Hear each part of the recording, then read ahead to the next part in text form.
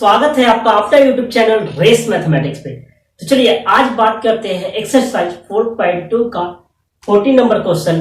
इससे पहले कि आप पीछे का वीडियो नहीं देखें तो प्लीज पहले पीछे का वीडियो देखें, तब यहां तक पहुंचे, तब आपको अच्छी तरह समझ आएगा, वरना आपको समझ में नहीं आएगा। तो इसलिए आप जाकर या तो लिंक डिस्क्रिप्शन में दिया है वहां से देख सकते हैं, या मेरे प्ले लिस्ट पे भी जाकर आप चेक करके देख सकते हैं। ठीक, तो बात करते हैं एक्सरसाइज 4.2 का 14 नंबर क्वेश्चन का। देखिए, सिद्ध करना है इतना बराबर हमें लाना है 1 plus A square plus B square plus C square. ठीक, तो ऐसे क्वेश्चन को बनाने के लिए क्या करेंगे, तो देखिएगा, इसको ध्यान से देखिए इधर। ठीक, सॉल्यूशन करते हैं।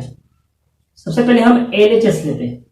यहां लाना क्या है 1 plus A square plus B square plus C square. तो देखिए, अगर इसमें इसको जोड़ रहे हैं तो क्या रहा 1 plus A square A B C आ जा रहा है, इसको भी जोड़ रहे हैं तो इतना तो मिल जा रहा है, लेकिन बाकी जो नहीं मिला। तो देखिए, एक रूल जो बता रहे हैं आप उसको याद रखिएगा, ठीक है ना।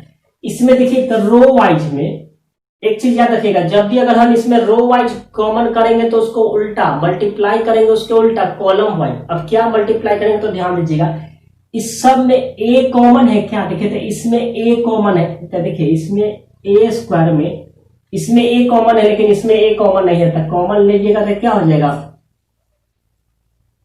इतना हो जाएगा। और इसमें तो ऑलरेडी ए कॉमन है। ठीक, तो सब में ए कॉमन है, बस इसमें थोड़ा सा ए कॉमन नहीं है तो नहीं है, तो इस तरह हम लिख सकते हैं ना। तो क्या कीजिएगा, यहां पे इस क्वेश्चन में R1 R2 एवं R3 में क्रमशः ए बी एवं सी कॉमन लेने पर, मतलब क्या है कि R1 R2 R3 में क्रमशः एबीसी कॉमन लेने का मतलब कि R1 में ए कॉमन ले रहे हैं, R2 में बी कॉमन, R3 में क्या ले रहे हैं सी कॉमन। तो जब कॉमन लेंगे तो क्या हो जाएगा, तो देखिए ए कॉमन लिए, बी कॉमन लिए, सी कॉमन लिए, इसमें ए कॉमन लिए तो ए स्क्वायर में से ए निकल गया तो बचा कितना ए, और यहां से कॉमन निकला तो क्या बचा 1/a। आपको बताया है ना कि ए स्क्वायर प्लस 1 में से अगर हम ए कॉमन लेते तो बचेगा a/1a। फिर आप इसको गुना कीजिए, इतना ही आएगा, गुना कीजिए ना, ए में से ए स्क्वायर, ए से कट जाएगा तो इतना ही आ गया। उसी तरह अगर बी स्क्वायर प्लस 1 में से अगर बी कॉमन लेंगे तो बचेगा b प्लस 1/b। ठीक, कॉमन मतलब समझिएगा जस्ट लाइक एक भाग। आप भाग दीजिए इसके बटा में, आपको खुद ब खुद इतना आएगा। देखिए ना, भाग दीजिएगा तो ए आएगा, फिर इसमें भाग दीजिएगा तो 1/a आएगा। तो देखिए यहाँ पे हम कॉमन लेंगे तो इसके जगह पे कॉमन लिए तो इतना आया। इसमें से ए कॉमन हो गया तो क्या बचा बी, फिर इसमें से ए कॉमन हो गया तो क्या बचा सी। अब सेकेंड रो में से क्या कॉमन ले रहा है बी कॉमन, तो इसमें से बी कॉमन लिए तो क्या बचेगा आपको ए, फिर इसमें से बी कॉमन ले लिए, यहाँ बी स्क्वायर है तो देखिए बी स्क्वायर रहेगा तो क्या बचेगा बी प्लस 1/b, फिर इसमें से बी निकल गया तो आपको बच गया सी। थोड़ा सा और हटा कर लिख देते सी। ठीक, फिर यहां देखिए इसमें से सी कॉमन लिया तो बच गया ए, इसमें बच गया बी, और यहां बचेगा सी प्लस 1/c। ठीक, इतना के बाद आप क्या कीजिएगा, ध्यान दीजिएगा, इतना के बाद हम क्या करेंगे, अब इसी चीज को जिससे हम कॉमन लिए ना उसी को हम करेंगे कॉलम वाइज। देखिए याद रखिएगा, अगर रो में कॉमन लीजिएगा तब कॉलम में गुना कीजिएगा, कॉलम में अगर कॉमन लेते हैं तो रो में गुना करेंगे। तब इसी चीज से ए से C1 में, बी से C2 में एंड सी से C3 में गुना करिएगा, तब रिजल्ट क्या आता है तो देखिए इजी वे हो जाएगा, आपको उतना सोचने का जरूरत नहीं पड़ेगा। तो देखिएगा ए बी सी से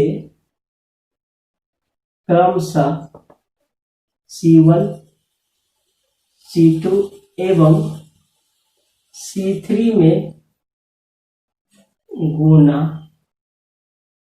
करने पर, तो देखिए इसमें C1 में a से गुना करेंगे तो क्या हो जाएगा a स्क्वायर प्लस 1, फिर इसमें गुना कीजिएगा तो आपका जाएगा a स्क्वायर, फिर इसमें गुना कीजिएगा तो a स्क्वायर। मतलब a से C1 में गुना किए, यहाँ b से C2 में गुना करता है, b से इसमें गुना कर, देखिए ना इसी से कर रहे हैं, a से इसमें गुना कर दिया, b से इसमें गुना करेंगे तो abc तो बाहर नहीं दिखाएगा, यहाँ b से करेंगे तो क्या हो जाएगा आपका b स्क्वायर, फिर हो जाएगा b स्क्वायर प्लस 1। आप गुना कीजिए ना b से b में तो b स्क्वायर, अब b से गुना कीजिएगा तो 1/b, तो b से b कट जाएगा तो 1 बचेगा, तो फिर इतना आ गया, फिर आ गया b स्क्वायर, फिर इसमें c से गुना कीजिएगा तो आपका c स्क्वायर, फिर हो जाएगा c स्क्वायर, ये हो जाएगा c स्क्वायर प्लस 1। अब देखिए हमें लाना कितना है, 1 plus A square plus B square plus C square. अब देखिए आप जोड़िएगा कहीं ना कहीं आ जाएगा।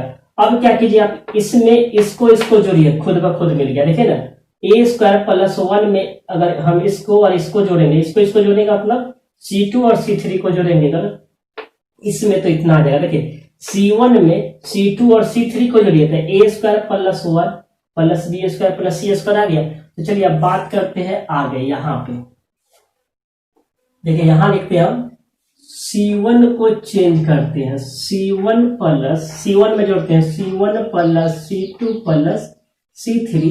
तो C1 में C2 प्लस C3 को जोड़ेंगे तो 1 plus A square plus B square plus C square आएगा। क्या हो जाएगा, 1 plus A square plus B square plus C square.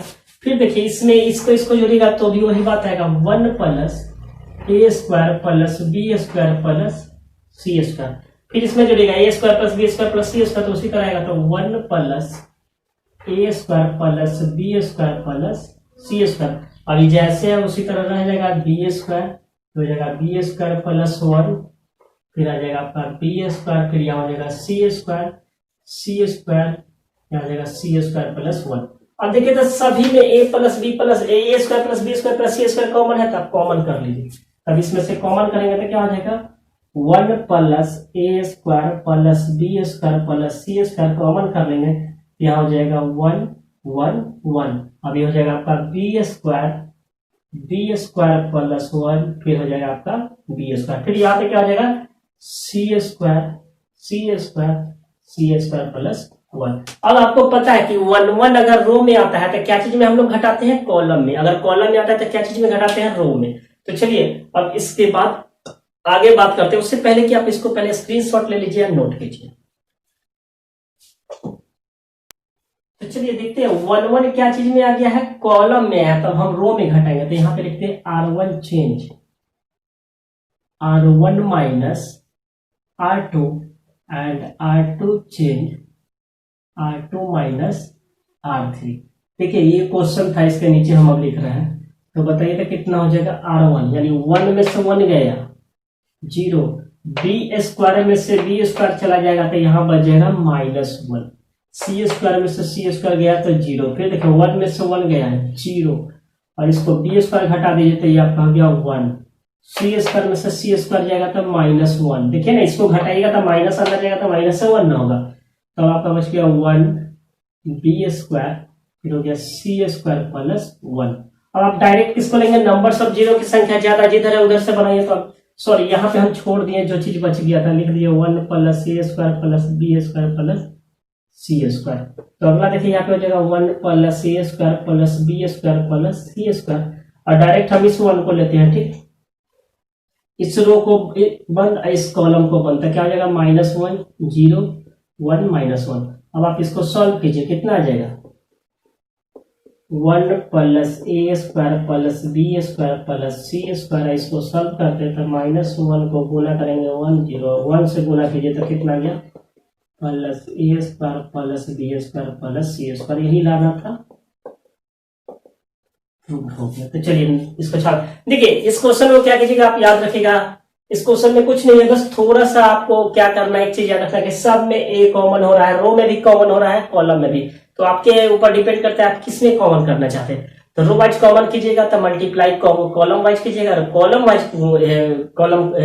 Wise अगर हम कॉमन लेते हैं तो रो वाइज मल्टीप्लाई कीजिएगा। देखिए इस क्वेश्चन में हम रो वाइज सब में ए कॉमन किया, आप उसी चीज से आप कॉलम वाइज गुना कर दीजिए। अगर फर्स्ट रो में ए कॉमन किए हैं तो फर्स्ट कॉलम में उसी ए से मल्टीप्लाई कीजिएगा। इसलिए करते हैं क्योंकि इस फॉर्म में आ जाता है, और मैं जोड़ देता हूं, उसके बाद क्या है जोड़ घटाव करके इस फॉर्म में आ जाता है और आपका आंसर प्राप्त। तो चलिए इसको पहले छापिए, अब बात करते हैं क्वेश्चन नंबर 15 और 16 का। तो चलिए देखते हैं। देखिए क्वेश्चन नंबर 15 आपके पास अगर होगा तो देख लीजिए, क्वेश्चन नंबर 15 और 16 ऑब्जेक्टिव है। तो देखिए 15 नंबर में कह रहा है कि यदि ए कोई 3 ऑर्डर का मैट्रिक्स हो, 3 ऑर्डर मतलब यहाँ पे कह रहा है 3 ऑर्डर का मैट्रिक्स हो, तो A B C D E F मान लेते हैं जी एच आई।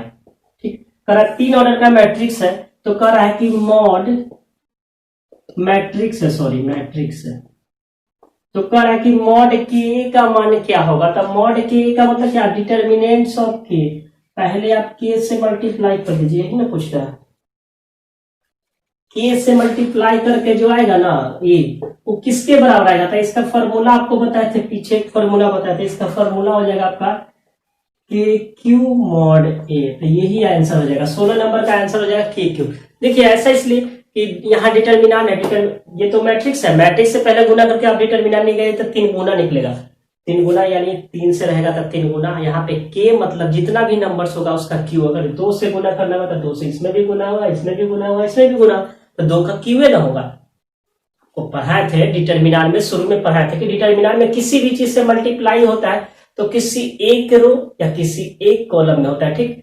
तो हमें यहाँ पे दे दिया है मॉड के, ठीक। ये कोई मैट्रिक्स था, इससे तो पहले सब में गुना हो जाएगा, इससे सब में गुना हो जाएगा, लेकिन डिटर्मिनान में सब में नहीं होता है। अगर निकालना होगा तो इसमें से 3 निकालना, अगर के निकालना होगा इसमें से के निकालना होगा, इसमें से के निकालना होगा, तो तीनों में से के निकल जाएगा तो क्या हो जाएगा, के क्यू हो जाएगा। इसका आंसर क्या हो जाएगा, के क्यू, जो कि आपका आंसर है क्वेश्चन नंबर सी। इसका आंसर हो जाएगा सी, ठीक। 15 नंबर का आंसर हो जाएगा सी। ऑब्जेक्टिव है, कोई ज्यादा नहीं है, आपको इसके लिए बेसिक जो पढ़ा है उसको देख लीजिएगा। क्वेश्चन नंबर 16 भी जी, निम्नलिखित में कौन सा कथन सही है। सारणी एक वर्ग आव्यूह है, वर्ग आव्यूह मतलब क्या कर रहा है, स्क्वायर मैट्रिक्स है। बी में कर रहा है सारणी के एक आव्यूह के संबंध में एक संख्या है, बी तो होगा ही नहीं। सी नंबर कर रहा है सारणी एक वर्ग आव्यूह के संबंध में एक संख्या है। कह रहा है कि सारणी यानी डिटर्मिनान एक स्क्वायर मैट्रिक्स है, एसोसिएटिव करके स्क्वायर मैट्रिक्स। तो यहाँ पे हमें लग रहा है सी इसका आंसर होगा, और देख लेते हैं इसका आंसर कितना है। इसका आंसर सी होगा, अब ए का भी आंसर सी होगा। तो देखते हैं 4.2 का कितने नंबर क्वेश्चन है। 4.2 का 5 का सॉरी सी आंसर बिल्कुल सही है। सी में दिया सारणी एक वर्ग आव्यूह के संबंध में एक संख्या क्या है, डिटर्मिनान एक क्या है, वर्ग आव्यूह के संबंध में। तो यहाँ पे आंसर मतलब समझिए, आपको समझिए डिटर्मिनान क्या है, स्क्वायर मैट्रिक्स ही है ना, स्क्वायर मैट्रिक्स को ही ना बनाकर हम लोग क्या करते हैं, क्या ये मैट्रिक्स जो है ये कभी डिटर्मिनान होगा नहीं, तो डिटर्मिनान कब होगा, जो स्क्वायर मैट्रिक्स होगा वही ना होगा, इसको हम कह सकते हैं, लेकिन इसको कह सकते नहीं, तो क्या है स्क्वायर मैट्रिक्स है। इसका आंसर भी क्या हो जाएगा सी, तो 16 का भी सी हो जाएगा, ठीक। तो ये ऑब्जेक्टिव था, कोई ज्यादा नहीं था। तो चलिए आज के लिए इतना ही रहने देते हैं, मिलते हैं अगले दिन अगले टॉपिक के साथ। तब तक के लिए बने रहिए रेस मैथमेटिक्स के साथ, और अभी तक चैनल को सब्सक्राइब नहीं किए तो प्लीज चैनल को सब्सक्राइब कर ले, और साथ ही साथ बेल आइकन को दबा दें ताकि जब भी मैं न्यू वीडियो पोस्ट करूं उसका अपडेट आप तक पहुंचता रहे। तो बात करते हैं अगले दिन अगले एक्सरसाइज का 4.3 का। तो आज इतना ही रहने देते हैं, तब तक के लिए आप अपना ख्याल रखिए और बने रहिए रेस मैथमेटिक्स के साथ। तब तक के लिए गुड बाय एंड